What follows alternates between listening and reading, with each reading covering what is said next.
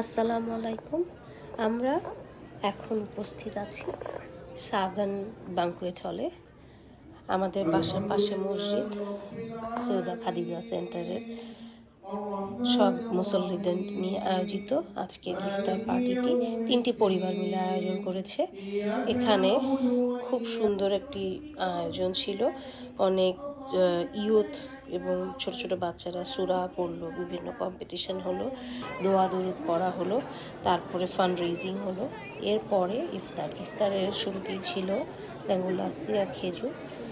সেটা দিয়ে ইফতার করা শুরু করে রোজাটা খুলেই তারপরে সবাই মাগরিবের নামাজ পড়লো। মাগরিবের নামাজ পড়ার পরে এই যে এখানে খাবারের লাইনে সবাই দাঁড়ানো বাংকুয়েটে, এবং খাবারটা সত্যি খুব উপাদেয় ছিল, খুবই মজা করে খেয়েছি।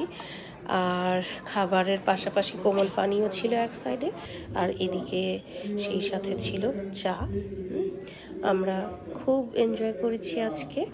আল্লাহ সবাইকে ভালো রাখুক, আমাদের দোয়া কবুল করুক, আমিন।